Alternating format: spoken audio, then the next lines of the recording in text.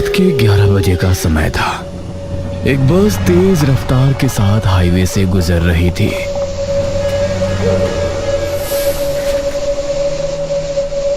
मुझे तो सोचकर ही एक्साइटमेंट हो रही है। कल शाम तक हम शिमला में होंगे।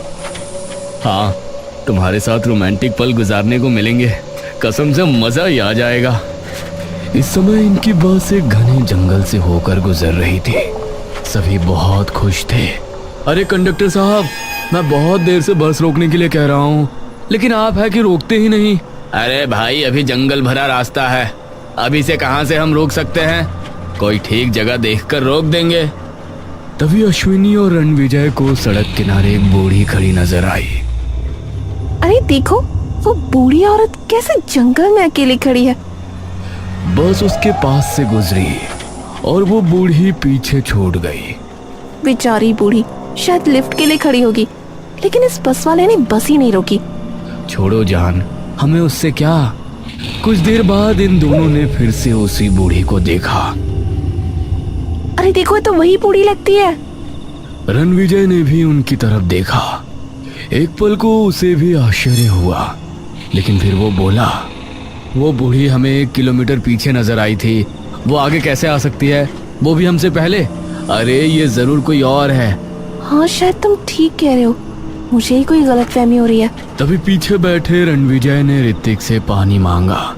अरे ऋतिक, जरा पानी देना। ये ले भाई। ऋतिक ने रणविजय को बोतल दी, जो बिल्कुल खाली थी।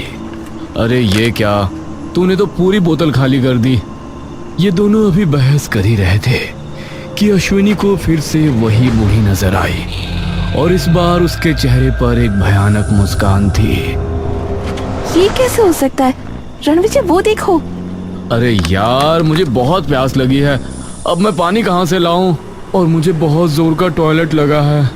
जब पूरी बोतल पानी गटक जाएगा तो टॉयलेट तो आएगा ही ना।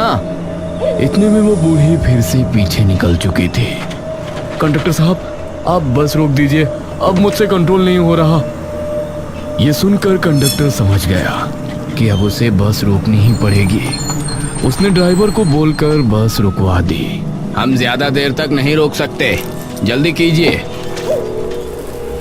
कंडक्टर की बात को नजरअंदाज करते हुए ऋतिक के साथ साथ रिधिमा, रणविजय, अश्विनी, स्मिता, नेहा और एक अंकल आंटी बस से उतर गए। अरे आप सब कहाँ जा रहे हैं?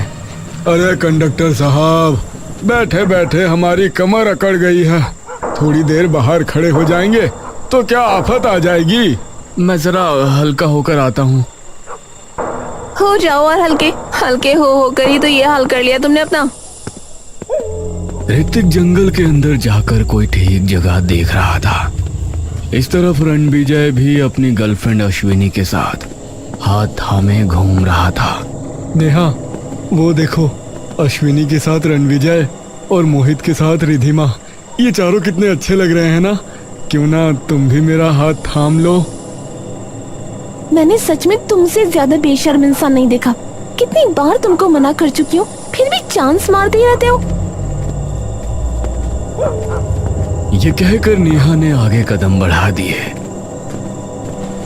स्मित ने अपना मोबाइल निकाला तो उसके मोबाइल में नेटवर्क नहीं थे।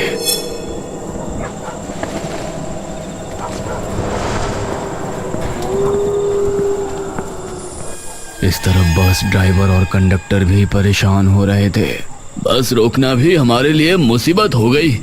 अब ये लोग ना जाने कब वापस आएंगे। अगले ही पल ये सभी उनको बस की तरफ आते हुए नजर आए। अरे ये लोग तो बहुत जल्दी आ गए। वो सभी आकर अपनी अपनी जगह पर बैठ गए। उनका स्वभाव बहुत बदला हुआ था। कोई कुछ भी नहीं बोल रहा था। पीछे से एक सवारी बोलती है, चलिए ड्राइवर साहब, उतरी हुई सब सवारी वापस आ चुकी है। ये सुनकर ड्राइवर ने बस आगे बढ़ा दी।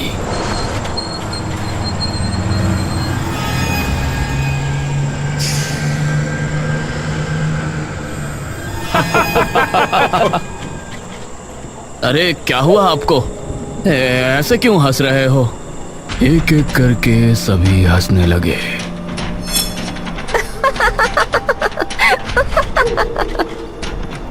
बस में बैठे सभी लोग इनको हैरानी से देख रहे थे। इन सभी की शक्लें भयानक हो गई और फिर ये सभी हवा में गायब हो गए। अरे ये क्या हुआ? ड्राइवर साहब, अब बस नहीं रोकना, हम छलावे में फंस गए हैं। यह सुनकर ड्राइवर ने बस को और तेज दौड़ा दी। इस तरफ इश्मित मोबाइल हाथ में लिए हुए आगे बढ़ रहा था।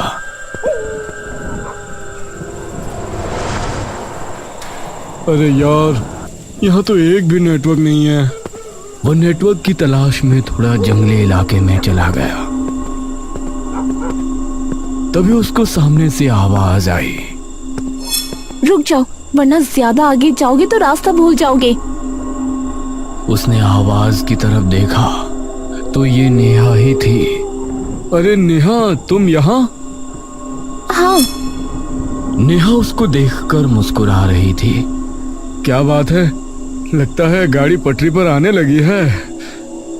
हाँ, मैंने सोचा क्यों ना हम भी अपनी जोड़ी बना ही ले। ये हुई ना बात, अब जाकर तुमने सही फैसला किया। हाँ, चलो मेरे साथ। नेहा ने उसका हाथ थामा और उसको लेकर आगे बढ़ गई। अरे अरे, इतनी तेज तुम कैसे चल पा रही हो? जंगल है यार, आराम से चलो। इश्मित इस बात से हैरान था कि हाई हील पहनने के बाद भी नेहा इतनी तेज कैसे चल पा रही थी। दूसरी तरफ ऋतिक भी जंगल में ही एक जगह पर था। चलो, हल्का तो हो लिया, कितना सुकून मिल रहा है। वो वापस रिधिमा के पास रवाना हुआ। ये ऋतिक कहाँ रह गया? अभी तक आया ही नहीं। तभी कुछ दूरी पर उसको एक अक्स नजर आया।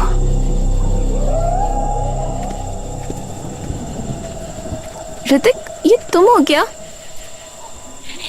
तभी किसी ने उसके कंधे पर हाथ रखा और उसने पीछे पलटकर देखा। ऋतिक, तुम? हाँ, मैं। और कौन होगा? अभी तक तुम वहाँ झाड़ियों में थे ना? नहीं, मैं वहां कैसे हो सकता हूँ? मैं तो तुम्हारे सामने हूँ। इस तरफ इश्मित नेहा का हाथ थामे जंगल में घूम रहा था।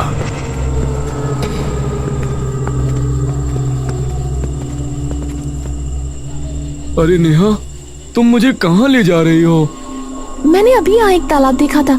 आज हम दोनों के रिलेशनशिप का पहला दिन है, क्यों ना हम तालाब में नहाकर सेलिब्रेट करें? क्या इस समय तालाब में नहाने?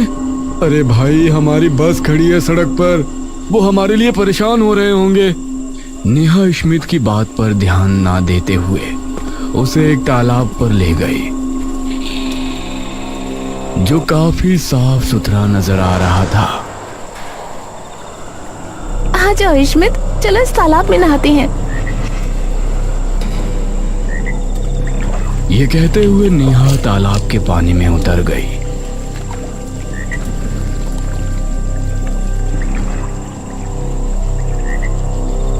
और पानी में उतर गया। पानी में उतरकर वो आगे बढ़ना चाहता था, लेकिन ना जाने क्या हुआ। अरे, मेरे पैर इस पानी में जम कैसे गए? मैं आगे क्यों नहीं बढ़ पा रहा? इस पर नेहा भयानक अंदाज में हंसने लगी। उसकी आंखें लाल लाल चमक उठी और वो तालाब से बाहर निकल गई।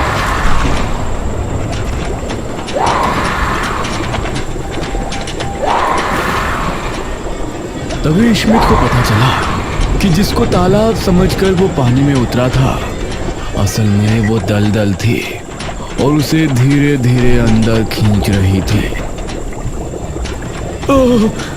बचाओ, कोई मुझे बचाओ! धीरे धीरे उस दलदल ने इश्मित को पूरी तरह से अपने अंदर समा लिया। कीचड़ से कुछ बुलबुले उठे और फिर सब कुछ शांत हो गया।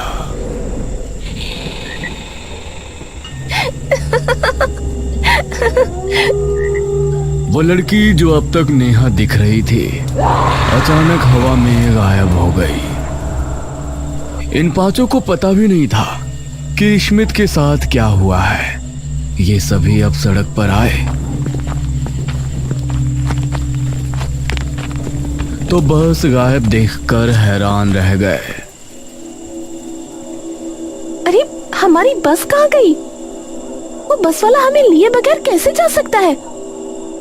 नेहा, स्मिथ तो तुम्हारे साथ था ना, वो कहाँ है? अरे वो तो मुझे परेशान कर रहा था, इसलिए मैं उससे अलग हो गई थी। बेटा, ट्रेवल्स हेल्पलाइन नंबर से पता करो ना, बस कहाँ है। रणविजय ने मोबाइल निकाला तो उसमें एक भी नेटवर्क नहीं था। ओह शिट, अश्विनी तुम अपना मोबाइल चेक करना, मेरे मोबाइल में नेटवर्क नहीं है। अश्विनी ने मोबाइल निकाला। अरे यार, मेरे मोबाइल में भी नेटवर्क नहीं है। तभी इनको सामने दो हेडलाइट नजर आई। चलो, लगता है कोई बस आ रही है। वो बस इनके करीब आई तो इन्होंने पाया कि वो बस इन्हीं की थी। अरे ये तो हमारी ही बस है, शुक्र है वापस आ गई। हे रुको! ये सभी बस को देख रहे थे। बस इनके करीब आई और सामने से गुजर गई। इन्होंने पाया कि उस बस के अंदर स्मिथ बैठा हुआ था, लेकिन उसने इनकी तरफ देखा तक नहीं। अरे ये क्या, बस तो हमारे लिए रुकी ही नहीं। अरे ये स्मिथ, इसने भी हमारे लिए बस नहीं रुकवाई। समझ नहीं आ रहा हमारे साथ हो क्या रहा है। ये सभी अभी सोच ही रहे थे कि तभी इनको एक घंटी सुनाई दी। इन्होंने देखा कि एक आइसक्रीम बेचने वाला वहां से गुजर रहा था। हे भैया, क्या आप बता सकते हैं कि हम कहाँ हैं? आप यहाँ पर पहुँचे कैसे? बस क्या बताएं, बस से उतरे थे और हमारी बस हमें ही छोड़कर चली गई। पता नहीं हमारे साथ क्या हो रहा है। आप लोग इस समय जिस जगह खड़े हो यह सुरक्षित जगह नहीं है। यहाँ पर छलावे का खतरा है। ये छलावा क्या होता है? छलावा एक किस्म की अशुद्ध हवा जैसा होता है। इस तरह के जंगली सुनसान इलाके में ये बहुत ताकतवर हो जाता है, जो किसी का भी रूप ले सकती है और किसी भी तरह का भ्रम पैदा कर सकती है। जैसे कि हमें जो भी दिखाई दे रहा वो सच नहीं होता, लेकिन हमें ऐसा लगता है कि यह सच में हो रहा है। छलावा हमारे दिमाग के साथ खेलता है और हमें इस कदर मजबूर कर देता है कि हम उसमें फंसकर अपनी जान तक गवा देते हैं। यह सुनकर वो अंकल, आंटी और अश्विनी बहुत ज्यादा डर गए, लेकिन बाकी चारों पर इसका कोई असर नहीं पड़ा। इसका मतलब जो बस हमें दिखाई दी वो हमारी बस नहीं होगी, तभी वो हमारे लिए नहीं रुकी। आपको इस छलावे से बचना है तो आप मेरे साथ चल सकते हैं। अरे यार, ये आदमी हमें बेवकूफ बना रहा है। क्या बेकार की बात, किसी का भी रूप ले सकता है वगैरह वगैरह। रणविजय, उनकी बात तो सुन लो एटलीस्ट। अरे बेबी, तुम शांत रहो, कुछ नहीं होगा। ये कहकर रणविजय ने उस आदमी से पूछा, यहाँ आसपास कोई ढाबा वगैरह या कोई पुलिस स्टेशन? लगता है आप लोग नहीं मानने वाले। आपको बताना है तो बताओ, वरना यहाँ से जाओ, बेकार की बातें मत करो। ठीक है, आप यहाँ से सीधे चले जाइए, आपको एक ढाबा नजर आएगा।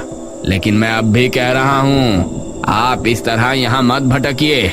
छलावा बहुत खतरनाक होता है और उससे बचने का।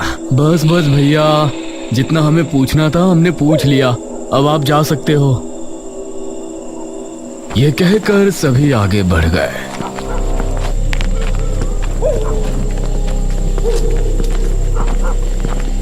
लेकिन अश्विनी के दिल में डर बैठ गया था। चलो वहीं चलते हैं, हो सकता है वहां कोई लैंडलाइन मिल जाए। ये सभी उस तरफ रवाना हो गए और आगे बढ़ते रहे। आ जाओ बच्चों, कहाँ जा रहे हो? इनको जंगल में एक झोपड़ी नजर आई, जिसके दरवाजे पर खड़ा एक बूढ़ा इन्हें बुला रहा था। अरे देखो, वो बूढ़ा हमें बुला रहा है, चलो उसके पास चलते हैं। वो चाय की दुकान ना जाने कितनी दूर होगी। नहीं, उस आइसक्रीम वाले ने हमसे किसी झोपड़ी या बूढ़े के बारे में कुछ नहीं कहा था। यार देखो, हम लोग बहुत थके हुए हैं, तुम लोग को जाना है तो जाओ, हम यहीं रुकते हैं, सुबह होने पर हम भी वहाँ आ जाएंगे। ये कहकर रिधिमा ने ऋत्विक का हाथ थामा और उस बूढ़े की झोपड़ी की तरफ रवाना हो गई। अब ये सभी आगे बढ़ गए। बूढ़े के पास ये दोनों जैसे ही पहुंचे तो उस बूढ़े ने इनको प्यार से घर के अंदर बैठाया। आओ बच्चों, बैठो। शुक्रिया अंकल। इस रास्ते पर छलावे का डर है ना, इसलिए हर रोज यहाँ जो भी लोग मुझे नजर आते हैं, मैं उनकी मदद के लिए उन्हें बुला लाता हूँ। आप बहुत अच्छे अंकल। तुम लोगों को भूख लगी होगी ना? हाँ अंकल, बहुत भूख लगी है। मैं तुम दोनों के लिए खाना लगा देता हूँ, पेट भर के खा लेना। ये कहकर बूढ़े ने एक थाली में खाना निकाला और इनको परोसा। शुक्रिया अंकल। उस थाली को देखते ही इन दोनों का दिल दहल उठा। इन्होंने पाया कि उस थाली में 2 इंसानी कटे हुए हाथ रखे हुए थे।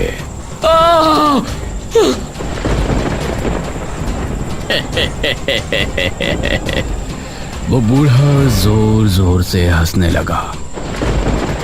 ये दोनों अपनी जगह से खड़े हुए तो उन्होंने पाया वो झोपड़ी एकदम खंडहर है। चूल्हे पर भी धूल जमी है और चारों तरफ कचरा जमा है। वो बूढ़ा भी अब भयानक दिखने लगा था। ये दोनों चीखते चिल्लाते वहां से भाग निकले।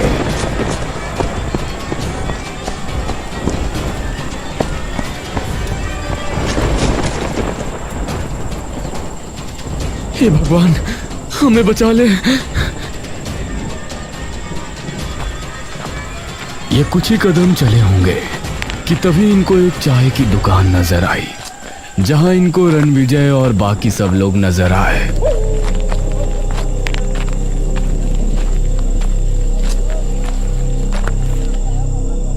रणविजय, अरे तुम लोग इतने डरे हुए क्यों लग रहे हो? हम दोनों छलावे में फंस गए थे। वो बूढ़ा पहले तो नॉर्मल दिख रहा था, फिर उसके बाद वो भयानक हो गया, इतना भयानक कि हम सोच भी नहीं सकते। यह सुनकर रणविजय भयानक अंदाज में हंसने लगा। गौर से देखो, कहीं वो इस तरह का भयानक तो नहीं हो गया था।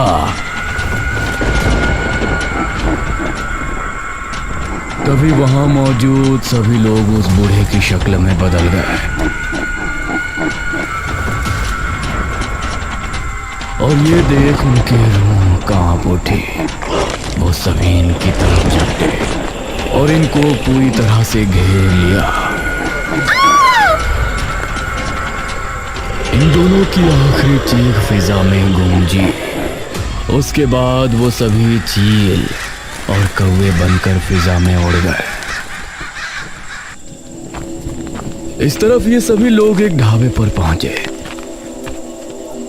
शुक्र है इंसान नजर तो आए। ये सभी उस चाय की दुकान में जाकर बैठ गए। भैया, हम सबको एक एक चाय बनाकर दो और ये ब्रेड पकौड़े भी लगा देना। इस पर उस आदमी ने इन सभी की तरफ देखा और अपने बर्तन में दूध डाला। अंकल, एक चाय मुझे भी दे दीजिए, मेरे पास पैसे नहीं है। अरे चल निकाल यहाँ से, भिखारी कहीं का। यह सुनकर वो बच्चा वहां से चला गया। तभी एक 4 पाई का पाया मुड़ा और दोनों आदमी नीचे गिर गए। अरे मंगरू, कितने बार कहा है इस 4 पाई को ठीक करवा लो। माफ करना ताऊ, कल इसको ठीक करवा लूंगा। रणविजय, मुझे यहाँ कुछ ठीक नहीं लग रहा। तभी वो बच्चा फिर से वहां आया। अंकल, मुझे बहुत भूख लग रही है, मुझे एक चाय दे दो। अरे चल यहाँ से भिखारी कहीं का। अब फिर से चारपाई से वो दोनों आदमी गिर गए। अरे मंगरू, अरे तुमसे कितनी बार कहा है इस चारपाई को ठीक करवा लो। माफ करना ताऊ, कल इसको ठीक करवा लूंगा। ये देखकर उन सबको अब डर लगने लगा। चलो जल्दी से यहाँ से निकलो।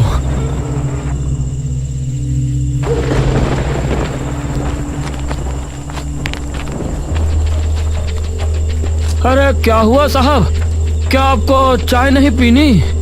वो सभी एक साथ भयानक अंदाज में हंसने लगे। अब इन सबका दिल दहल उठा और ये वहां से भागने लगे।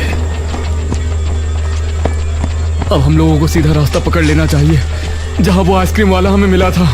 ये कुछ कदम ही भागे होंगे कि वो आइसक्रीम वाला इनको नजर आया। मैंने कहा था ना, मेरे साथ आ जाओ।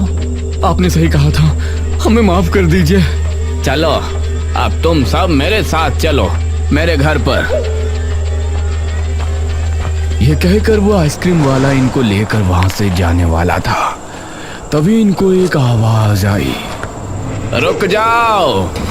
उन्होंने पलटकर देखा तो इनके पीछे भी आइसक्रीम वाला था जिसके हाथ में एक कलश था। अरे ये क्या? वो छलावा है, उसकी बातों में मत आओ। ये सुनकर उस दूसरे आइसक्रीम वाले ने कलश से भस्म निकालकर हवा में फूंकी।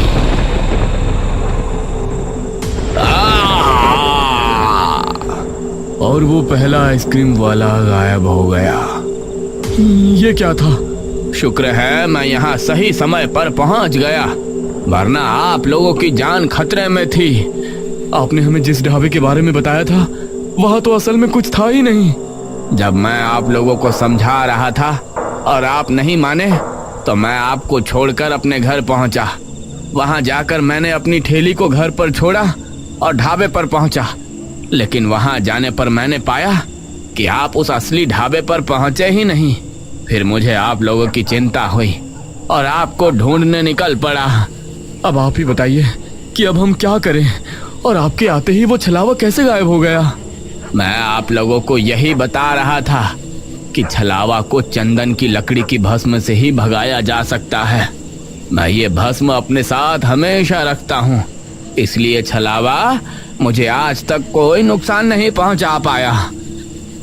आपका बहुत बहुत शुक्रिया, आपने हमें बचा लिया। अब आप लोग मेरे साथ आइए। वो आदमी अब इनको लेकर अपने घर पहुंचा।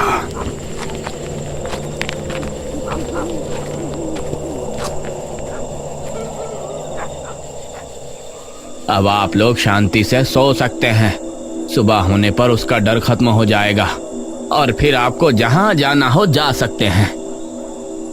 ये सभी उसके कहने पर लेट तो गए, लेकिन इनको पूरी रात नींद नहीं आई।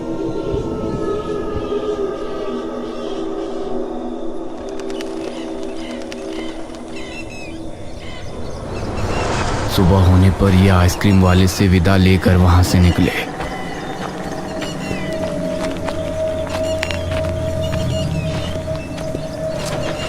उन्होंने एक बस पकड़ी और अपने शहर वापस पहुंचे।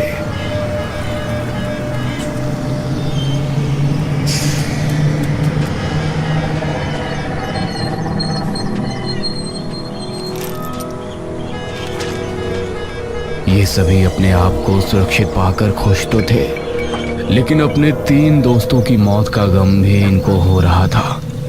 वो रात शायद इनको हमेशा याद रहेगी, क्योंकि वो रात सबसे भयानक रात थी।